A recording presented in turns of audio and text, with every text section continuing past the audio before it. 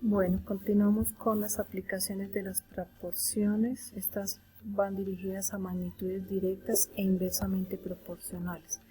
Cuando nosotros comparamos una magnitud con otra, existe una magnitud que es independiente donde su valor se le asigna arbitrariamente y una magnitud dependiente en donde su valor depende de la magnitud independiente. Por ello debe cumplir con las siguientes condiciones. Ojo, si no cumple con las tres condiciones, se dicen que son magnitudes que están directamente o inversamente correlacionadas. Vamos a ver la diferencia entre ellas. Dos magnitudes son directamente proporcionales cuando una magnitud aumenta, la otra también, o si una magnitud disminuye, la otra también. Tenemos aquí el siguiente ejemplo, nos dice: un panadero utiliza la siguiente cantidad de harina para elaborar sus panes. Entonces, si utiliza 5 kilogramos de harina, con ello hace 50 panes. Si utiliza 10 kilogramos de harina, le obtiene 100 panes, y así sucesivamente con el resto de valores. Nos damos cuenta que de 5 a 10 aumentó, lo mismo el número de panes. A mayor cantidad de harina, el panadero puede hacer más número de panes. Cumple con la primera condición. La segunda condición se refiere a su constante de proporcionalidad. Nos dice que al dividir la variable dependiente entre la variable independiente vamos a obtener el mismo valor. Esa constante la vamos a simbolizar con la letra K. En el caso de nuestro ejemplo, vamos a tomar los 50 panes y lo dividimos entre los 5 kilogramos de harina, lo que equivale a 10, y así sucesivamente con los otros valores. 100 dividido entre 10 nos da 10, 200 dividido entre 20 nos da 10, 350 dividido entre 5 nos da 10. Quiere decir que obtenemos la misma constante de proporcionalidad cumpliendo con la segunda condición. La tercera condición es que gráficamente vamos a obtener una línea recta que pasa por el origen. Si el panadero no elabora pan y no utiliza harina, pues va a pasar por el origen. La variable independiente siempre la vamos a graficar en el eje X, la variable dependiente va en el eje Y. Con 10 kilogramos el panadero obtiene 100 panes. Si utiliza 20 kilogramos, el panadero va a realizar 200 panes y así sucesivamente. Las magnitudes inversamente proporcionales nos dice que si comparamos dos magnitudes, si una magnitud aumenta, la otra disminuye, o viceversa, es decir, que si una magnitud disminuye, la otra está aumentando.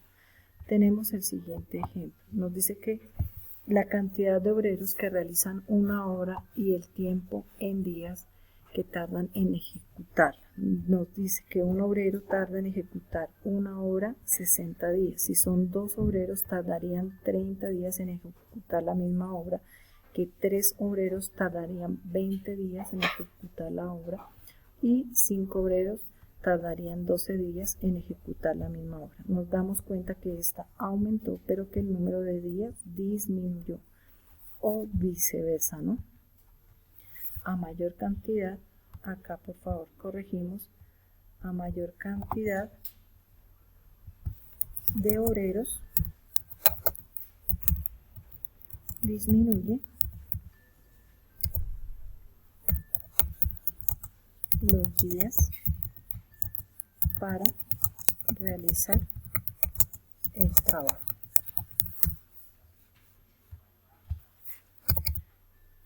Cumplen con la primera condición. La segunda condición es hallar la constante de proporcionalidad.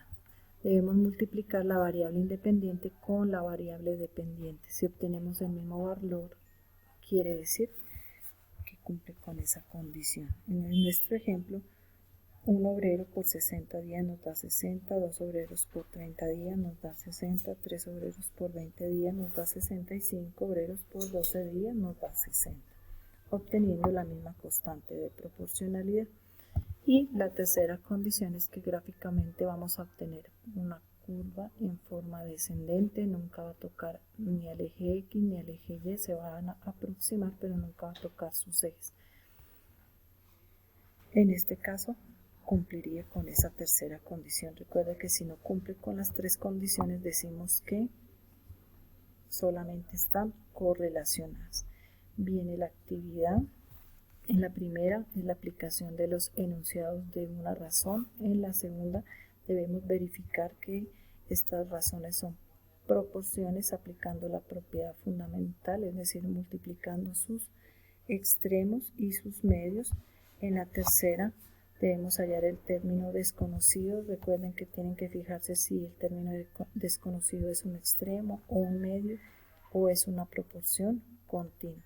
En el cuarto debemos hallar los términos desconocidos. Para ello aplicamos las propiedades de las proporciones para solucionar tanto los ejercicios como los problemas.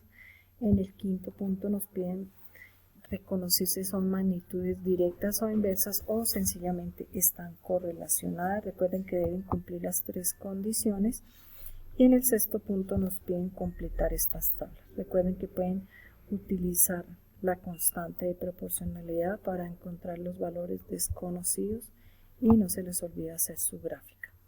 En la evaluación no se les olvide justificar sus procesos justificar sus respuestas enviando sus procesos respectivos y por favor lo solucionan en su cuaderno.